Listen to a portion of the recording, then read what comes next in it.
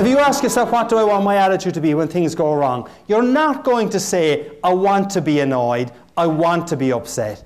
When you ask yourself the question, what do I want my attitude to be? You're more likely to say, I don't want to be angry, I don't want to be annoyed about this. And having answered that way, you will make some effort not to be angry and not to be frustrated. And I'll give you an example where it helped me a couple of years ago.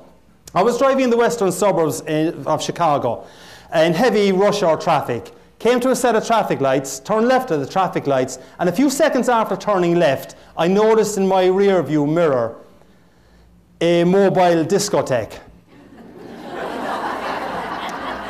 Cop car, flashing lights. So I pulled to the slower lane, he pulled to the slower lane. And I remember saying to myself, well, Holy St. Patrick and St. Bridget. Bit of respect there, please. Holy St. Patrick and St. Bridget, what could that fine officer of the law want from an upstanding citizen like me? Now, that was the gist of what I was thinking. I may have said just one four-letter word.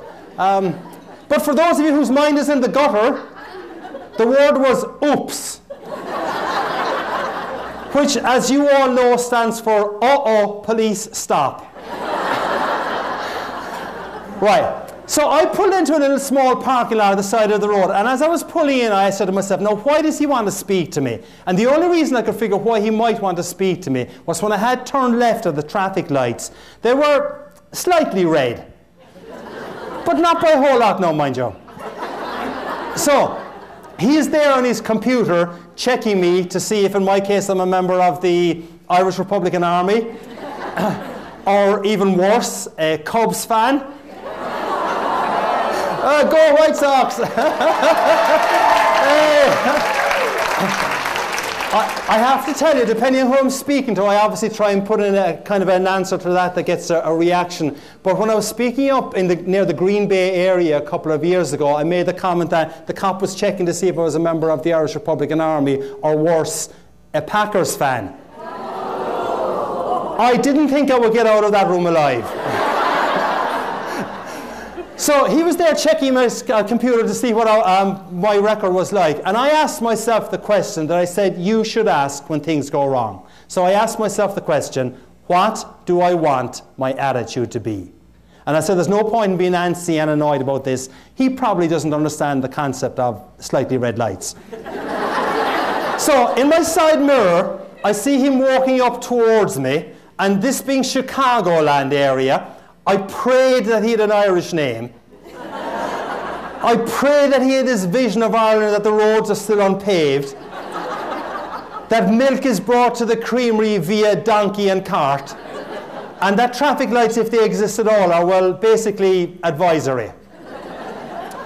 I look up, Officer Schmidt, who proceeded to tell me in minute detail what I had done wrong. He asked for my license, and he asked for my insurance. Now, none of this is made up, I promise you. I had asked myself the question, what do I want my attitude to be? As he is looking at my license, he says to me, sir, I like your attitude. I'm thinking, woohoo, I'm getting away with this. Then he looks at my insurance and he says, sir, your insurance certificate is out of date. My wife normally looks after that, officer. He smiled. I think he realized he was dealing with one more administratively incompetent husband. Ladies, you know the story, I'm sure. And he just handed back the insurance certificate to me, and he said, look, take it easy on that one. Now, I should tell you that this event happened on the 16th of March. Okay? One day before St. Patrick's Day. So the rest of the conversation went as follows. We're having great, good fun, and as you will see, it continued that way. So the rest of the conversation went, how much will this cost me, officer? He said, I'll cite you for the red light. I'll leave you go on the insurance. That'll cost you $75, sir. $75? Do you know how many pints of Guinness I can get tomorrow for $75? The guy cracked up laughing. I think he thought I was on crystal meth. And he said to me, sir, if I was to cite you for the red light and the lack of insurance, this would be significantly more expensive. You'd have to go to a traffic court. So I said, thank you, I appreciate the break you're giving me. I pulled into a very small parking lot with only one access and egress, so I had to turn the car around and drive by Officer Schmidt. As I drove by Officer Schmidt, I kid you not, he waved to me with a genuine smile. That was how the conversation had gone. And I said, this is crazy. This guy's waving to me with a genuine smile and he's after fining me 75 bucks. And I waved back to him with a genuine smile saying, this is really crazy. He's fined me 75 bucks and I'm waving back to him. But what Officer Schmidt, though, would not have known was that for only $75, I had got a really memorable anecdote about the importance of asking yourself a really powerful question when things go wrong. And when things go wrong, and they will for every single person in this room at some stage, the question to ask yourself is, what do I want my attitude to be? It's a powerful question. If you get stuck in a traffic jam on the 88 this afternoon or 3:55 or going home and there's nothing you can do about it, ask yourself the question, what do I want my attitude to be?